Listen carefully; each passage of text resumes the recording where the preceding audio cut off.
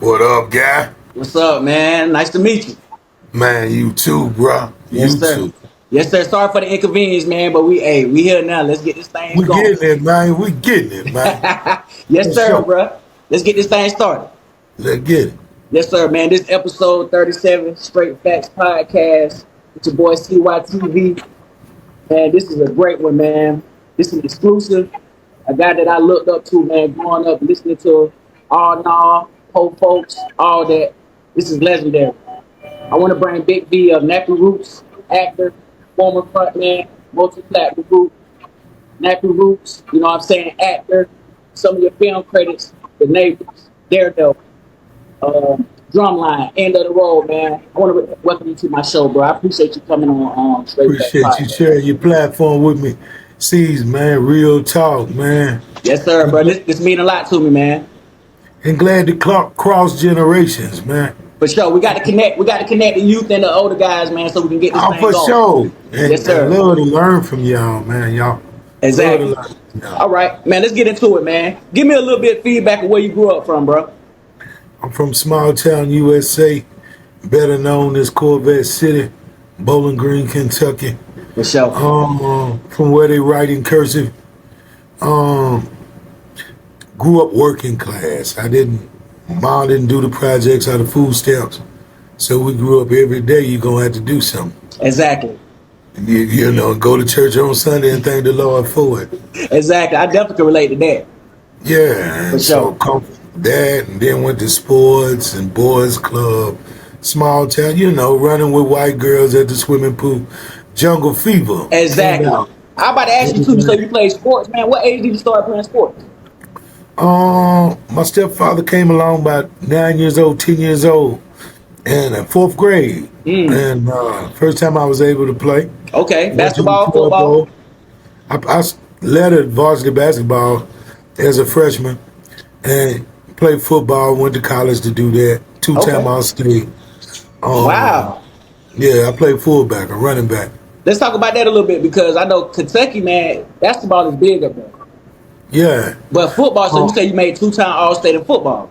yeah. Okay, let's 90 talk about that a little bit, man. Did you end up going to college and playing a little bit? I went to college and actually came back home, had a baby. Second semester, so I did 2 semesters and For sure. became an instant father. Yeah, it was time to get there and get to it now because you know you had to see it into the world and because I had a son early too, so I could definitely relate to that. So Yeah. let's talk about that a little bit, man. Having a child early at a young age and how was that? How did that affect you at coming up? I just knew it was more than me now. Yeah. I couldn't argue with people. I had to shut my mouth. Exactly. Everybody had their limit, and I realized being black and living in niggerdom, trying to avoid those moments. Yeah, for sure. That character and less ego. Exactly. Yeah. And that's what it's all about too, man. Sometimes we gotta let go that ego, let go that pride a little bit, man, and listen to others and try to help them, let them help us raise the kids. Yeah. Okay. So let a lot of things slide, moved along. Before you know it, I got a lap full. And I got hit by a tow motor. Wow. About 6 months into that, so I was kind of crippled. But never stopped my drive. I started driving a temporary service van, driving cats off to work. Okay. And within that, paid, and then being a weed man and a guy, you know. So I was that before rap, living in government housing, education, liquor stores, pawn shop. You know that. Yes, sir. The whole nine that comes in the hood with that. Okay, so when did you start to get into music, man? Like, what age did you start to like music? Since I was born, I come from segregation, shake rag. My roots are from Tennessee. My mama's parents are from Tennessee. So it was always Isaac Hayes, Bobby Jones, living across the street from a happening house without a male figure first, you know. So Yes, I sir. seen a lot early. Yes, sir. So that was big in your life at that time. Yeah, so music at church, Bobby Jones, Aretha Franklin, Mahalia Jackson. Oh yeah, Watching Them some The throwbacks right Wiz. there. Yeah, Michael Jackson and Prince was my Biggie and Pop. So them were some of the artists that inspired you to like get into music more and stuff like that. And my stepfather Stanley, my mom was a minister of music. And my stepfather Stanley was a garbage man. My mom twisted tobacco. So it was always songs that could lift heavy burden. Exactly. Like Sam Cooke and, and Joe Salmon, Yeah. And see, Rick James. them some of the names that my grandma used to talk about, Sam Cooke. So I definitely used to listen to them as a child. So you're right, that is a heavy burden type songs and stuff, and it get you through the days and stuff like that. Yeah. For sure, man. So that's what's up, man. And it sounds like your step pops and your mom was hard workers, hustlers, and so Yeah. you seen that. So I'm pretty sure that's what inspires you to get into it. Yeah, working class every day. Yes, sir. Yes, sir. Okay, man. I want to talk about Nappy Roots, man. How did that group started, and when did y'all guys meet?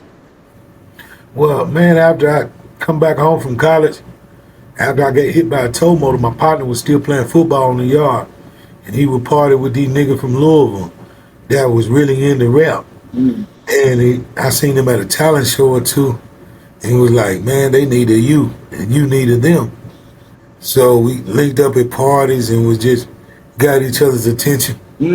So before that, because you said your partner was telling that they needed you and you needed them, was you already performing and stuff like that? I was already a rapper, the greatest from my town already. Had been rapping on the radio since '87, since 7th grade. Wow. Yeah, the DJ over Western would let me do my thing, college radio. Okay, then. So DJ West, is that a popular DJ from back in the day that y'all used to listen to? The DJ at Western Kentucky University, his name is DJ Gibby Gibbs now. He's in Alabama, Huntsville, program director. Oh yeah, shout out Huntsville, Alabama. Yeah. Yes, sir. Gave me my first shot, man. Wow, man. So shout out to him, man, and giving your first shot, because that ended up leading to bigger and better things, man. So, and I want to get into the next thing, man. Like, what inspired them two main hits, All Nah and Po Folks? Like, what inspired them songs? Because them are y'all two greatest hits that everybody know and can relate to. So what inspired them? All Nah was like, that's your homeboy. Yeah, silly ass Larry. Yeah, he hit the pick four. Oh no, hell no! Like y'all done up and done it.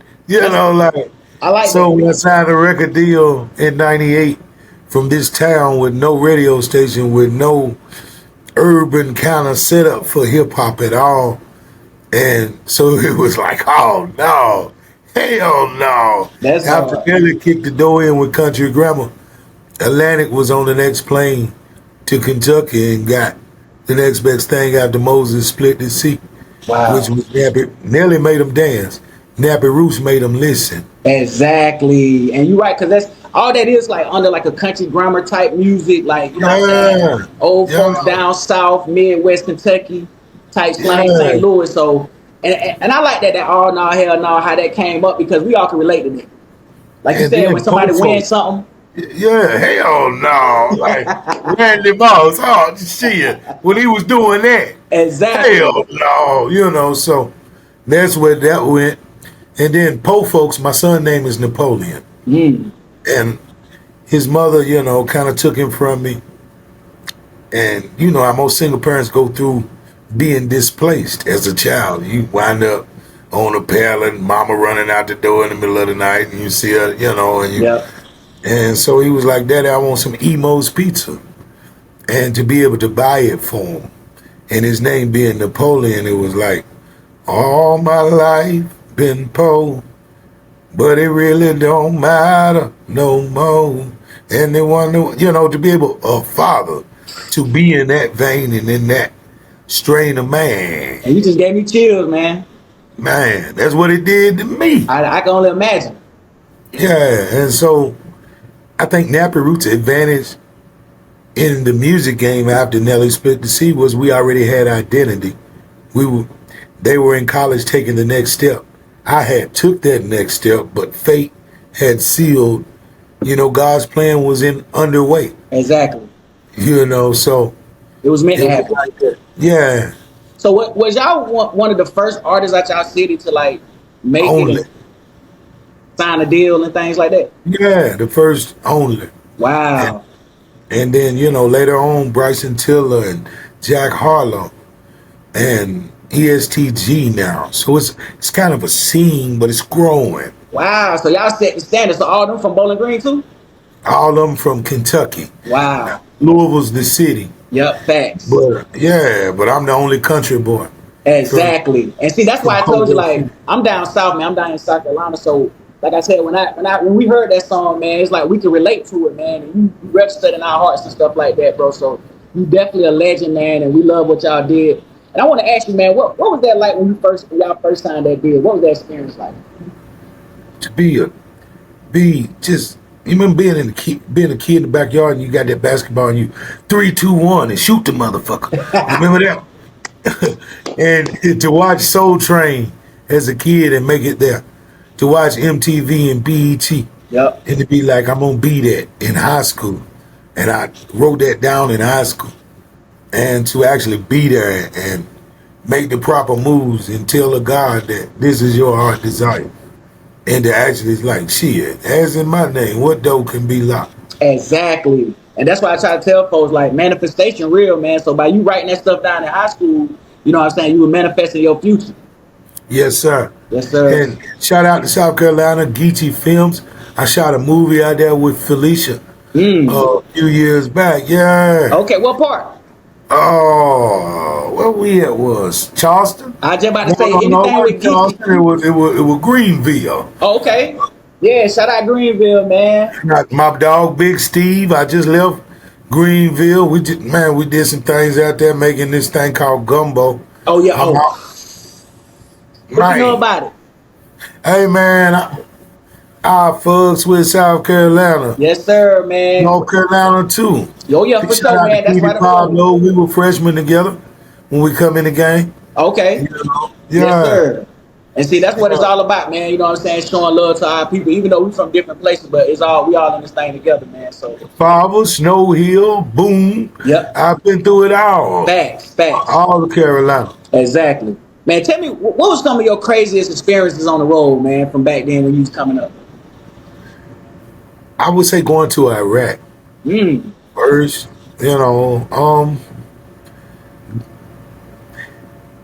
life in the desert. I can imagine. Seeing what the army go through.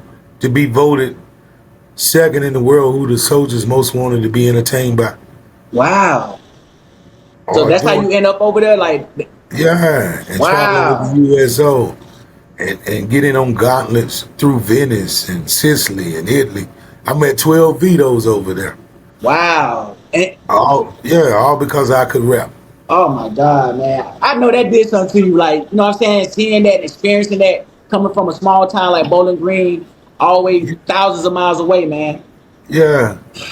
That's what's up, bro. So, man, I see that you're a man of all trades, man. You do acting, you know what I'm saying? You did the rapping thing. Let's talk about that a little bit. Which one you think is tougher out of acting and rapping? And which was some of your best experiences while you was acting? I think painting a picture, being an artist, to be well-rounded. As a kid, I was such a fan of Purple Rain. I always wanted a chance to act out my life like Prince. And so, you know, it kind of, when you write in a song, you're just describing a feeling, a picture. And so, to me, it's like one hand in the left hand and the right hand. For me. So you're saying it's all about the same because it's all in the artist world and stuff like that, in the preparation and everything. So you'll say it's about balance. Yeah, in the picture I'm trying to show you, like, being the rapper or the writer from my group. So I follow Ice Cube a lot. And I follow Latifah a lot. Yeah. And the things they were able to do, and Ice-T as they make their way through artistry and taking the next step. Exactly. So I definitely got a lot to offer. I own my own dispensary back at home. So I'm sitting in the back right now as we speak. Let's talk about that a little bit then, man. Because I know that's like dispensaries and stuff like that. That's the new lane that everybody getting in, man. Let's talk about, man, what made you get into that lane, and like what do you think it's gonna lead to? Like, what are your goals into it? Well, the second album, Wood and Leather, got downloaded 11 million times illegally. Wow. So What let me know after that data was it was 11 million people that fuck with us, but Napster came out. Yep. And so they burning CDs.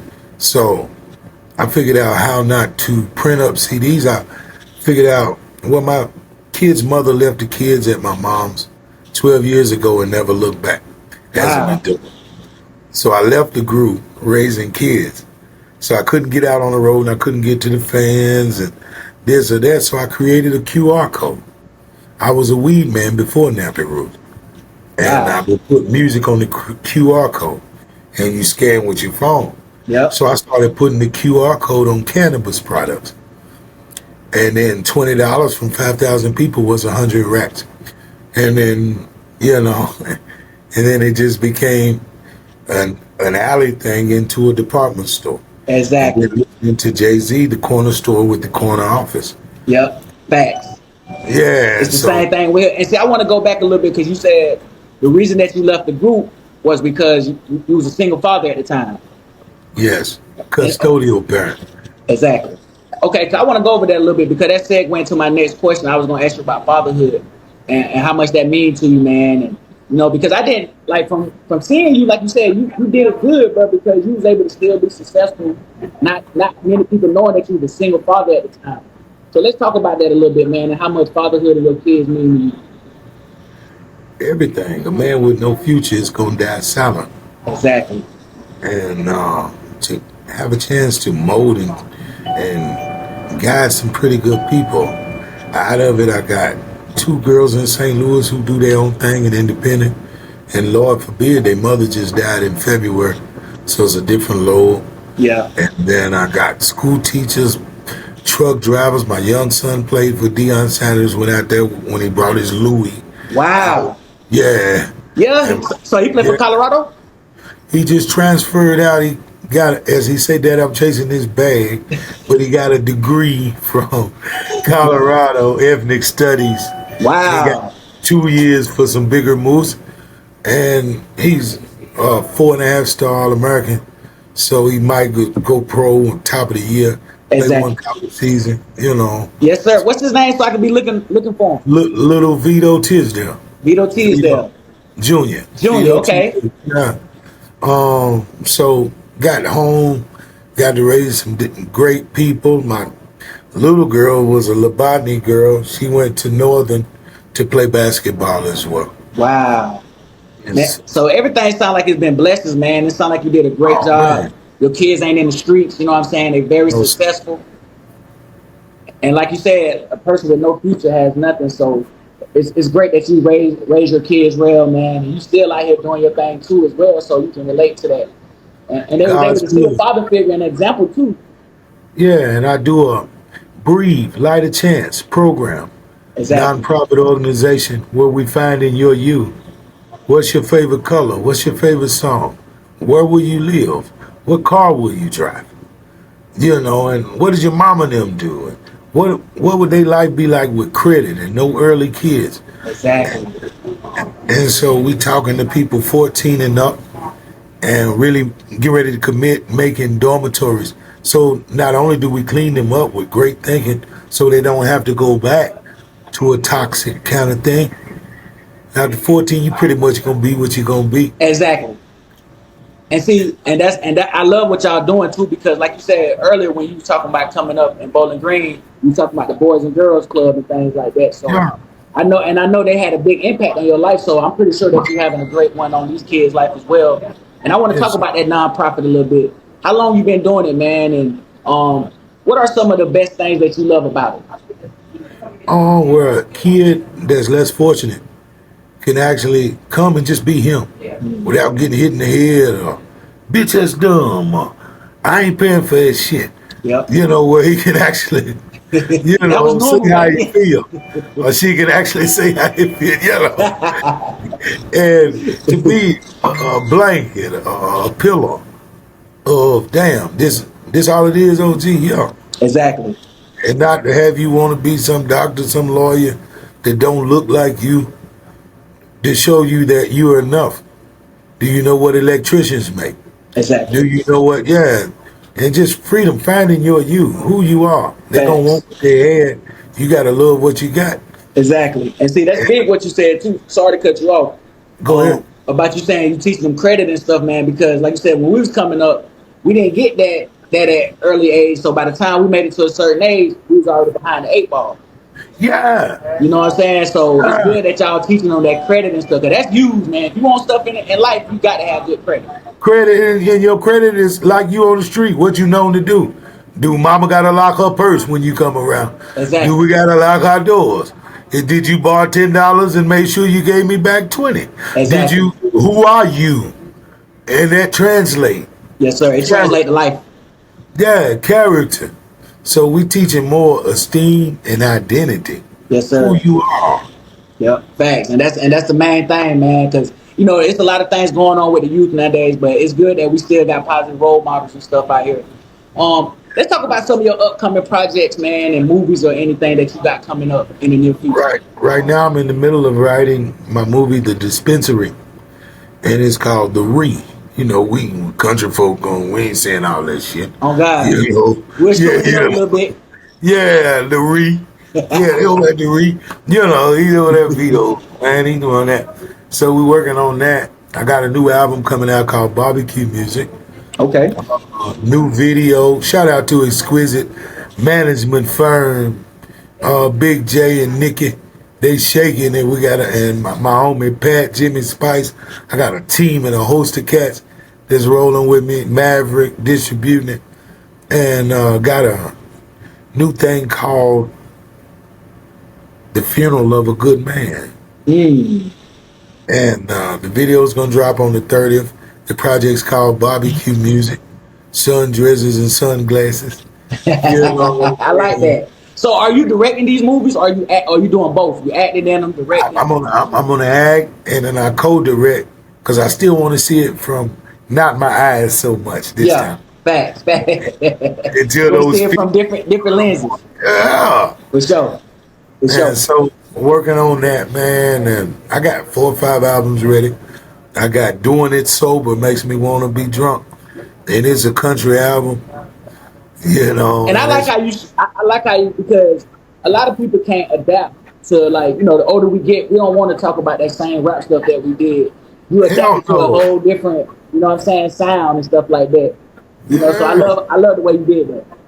Thank you, man. And I got a new single or two called Shoot My Jumper. It's okay. Hey, okay, so that makes sense. Whenever you made the drop, you talking about shooting your jumper. Okay, yeah, you gotta take your shot. For sure. You see something across the parking lot, I'm gonna shoot my jumper. Exactly. Yes. Yeah. And like you said earlier, I love how you want to get with the young guys and and still mingle and stuff like that because I learn from y'all. Exactly, because a lot of time in our rap thing, man, the older guys and the younger generation, it be like a lot of hating going on. Hell no. You know what I'm saying? So he who believe in freedom put it in the reins of the young hands. Exactly. You run a little farther, young man. I mean, when I was 20, I could go to work, fight, and fuck in the same night. Now, nigga, I'm gonna need a nap for any one of them.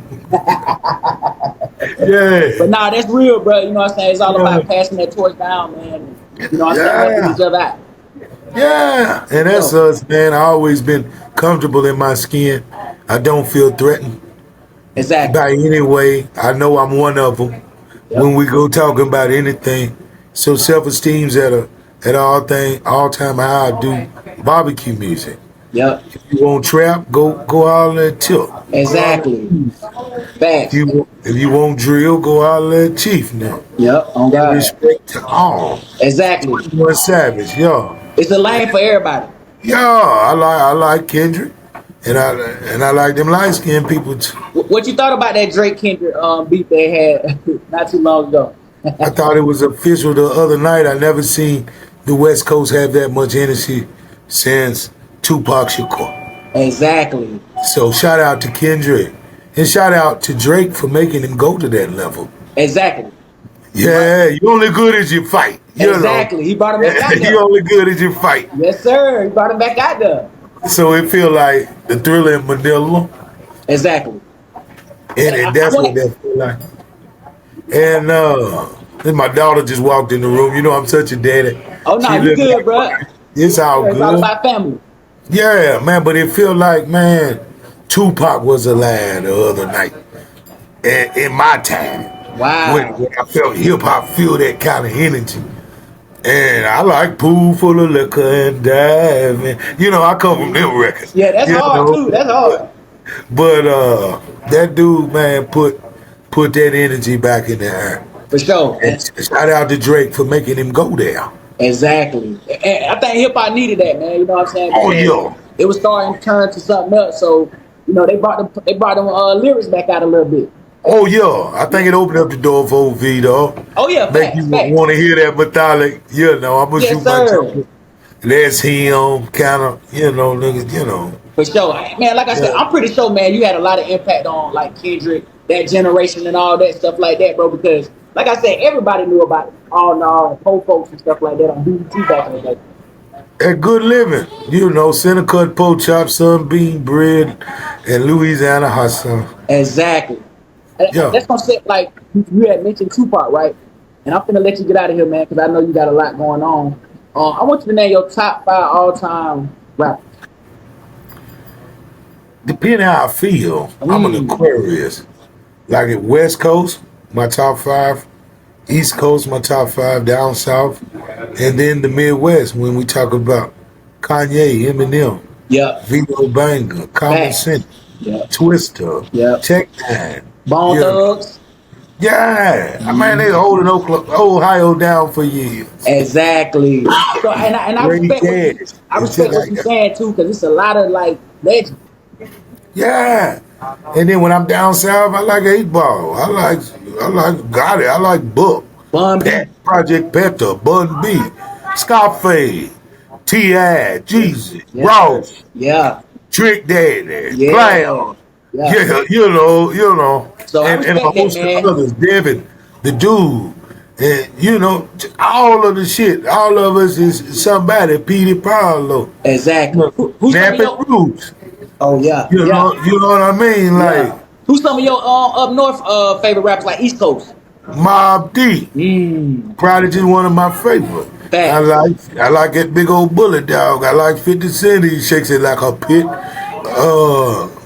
Shit. Jay-Z. Definitely. Sean Carter. Definitely. I had the pleasure to meet him on Sprite Liquid Mix Tour. Oh yeah? Opened up for him.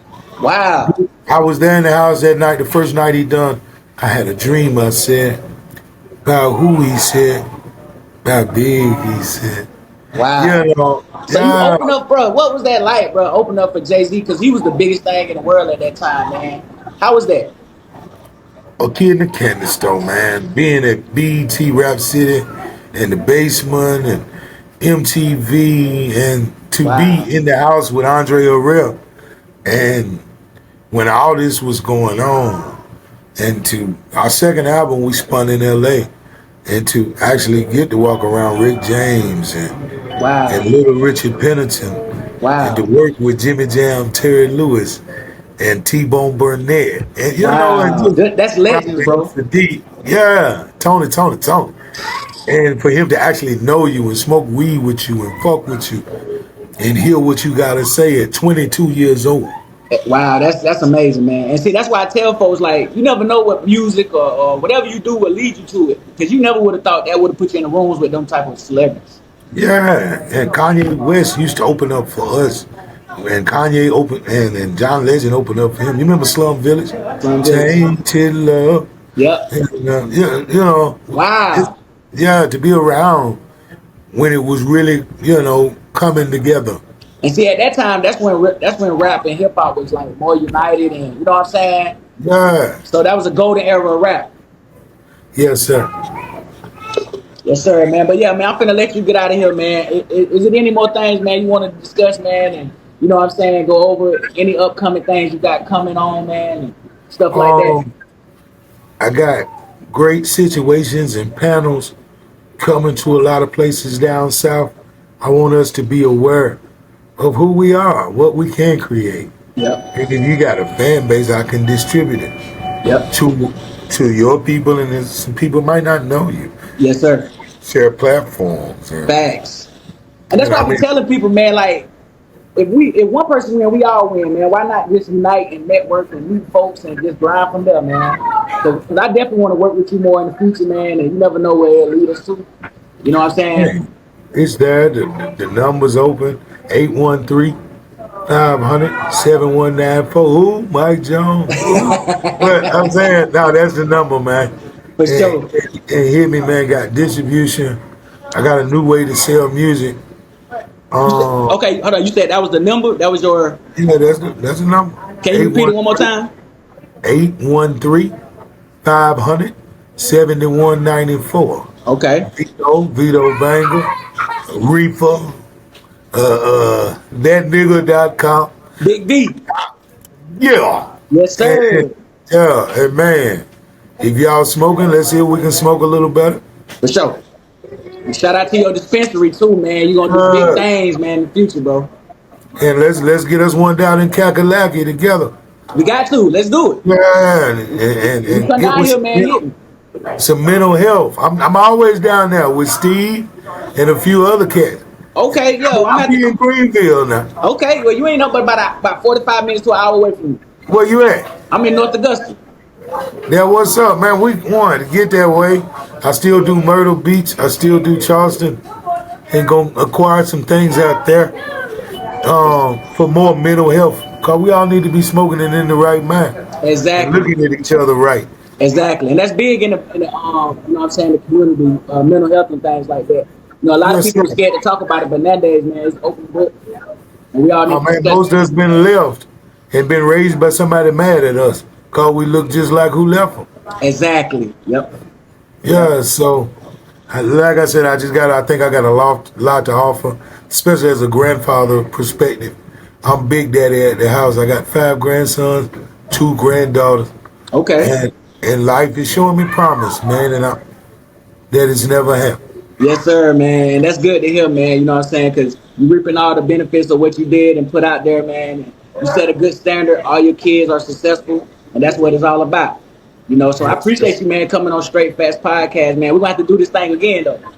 Off top, man, round 2. This time, I'm going to send gummy bears and refunds. Tell everybody that's tuned in at Vito's, we got them new Stay Hard gummy bears for 2 hours for you OGs to put that prom night back in your life after you ate all that baked spaghetti and shit.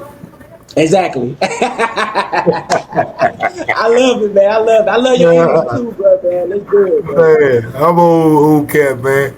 Plenty of beer, something to drink, something to smoke, and you won't hear from me. For sure. For sure. That's what it's all about, man, getting that peace. Yes, sir. Peace is priceless, and health makes you a millionaire. Exactly, man. So, man, I appreciate you, man. We're going to do this again. This is one of my favorite interviews. I appreciate y'all reaching out, man, and networking and stuff like that, and we got bigger things to do. Right on, C's, man. Y'all be blessed. Yes, sir. You too, bro. 1. All right. Shout out to CYTV. Yes, sir. You know, we out here, man. That was a good game, though. Shout out CYTV. Yes, sir. You know, we out here. Subscribe.